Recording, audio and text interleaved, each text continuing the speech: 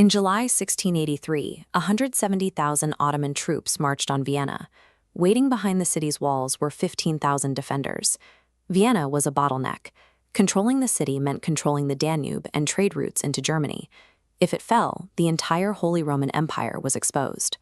Grand Vizier Kara Mustafa sent a standard demand for immediate surrender, but the commander of the Viennese garrison, Count Ernst Riediger von Starhemberg, knew exactly what had happened to the neighboring town of Perchtoldsdorf days earlier.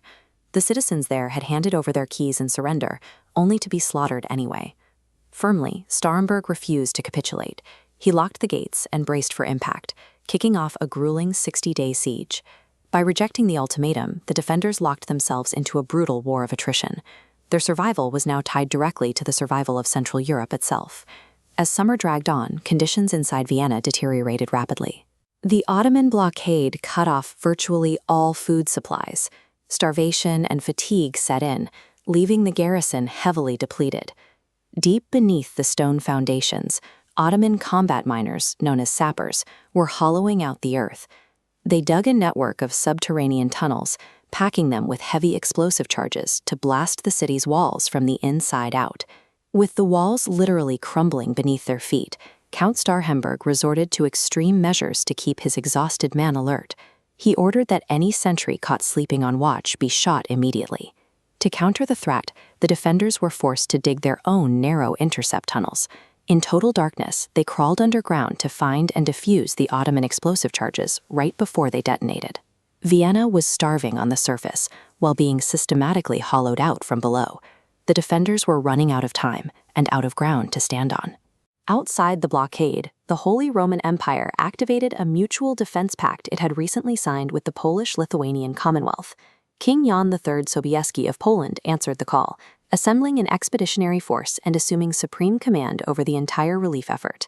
Integrating these historically divided factions required immense logistical coordination. The Habsburgs and Poles successfully combined Polish, Austrian, Bavarian, and Saxon troops into a unified fighting force of roughly 70,000 men.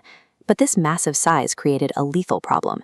Moving 70,000 soldiers, their artillery, and their supplies meant they marched slowly, while Vienna's walls were collapsing quickly. The relief of the city came down to a grim mathematical race. Could a heavy, slow-moving coalition march across Europe fast enough to beat a burning underground fuse? By September 12th, the defenders were preparing for a final breach.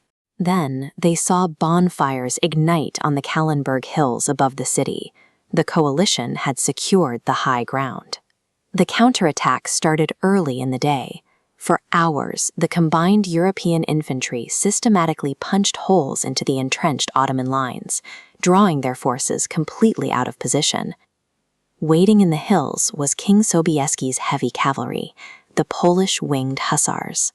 They wore half-armor draped in leopard and bearskins, and carried towering wooden frames fitted with eagle feathers.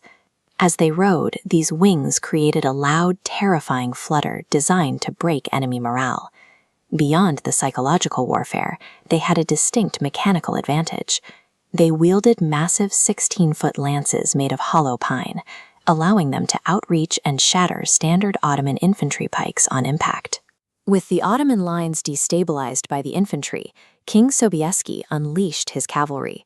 18,000 horsemen charged simultaneously down the mountain and slammed directly into the Ottoman center.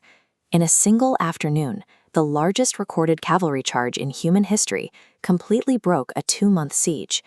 The Ottoman forces suffered a total rout. They abandoned their supplies, their tents, and their artillery, fleeing the battlefield and leaving the city of Vienna secure. The defeat had severe consequences for the Ottoman leadership. Months later, Grand Vizier Kara Mustafa was executed in Belgrade by strangulation for his colossal military failure at Vienna. This loss halted 150 years of continuous Ottoman territorial expansion into Central Europe. In the decades that followed, the Habsburgs launched a counteroffensive, pushing their borders outward and consolidating control over Hungary. Following the victory, King Sobieski sent a letter to the Pope, adapting the famous words of Julius Caesar to read, "We came, we saw, God conquered." The Battle of Vienna halted centuries of expansion, drawing a permanent border across Central Europe and defining the geopolitical map for the modern age.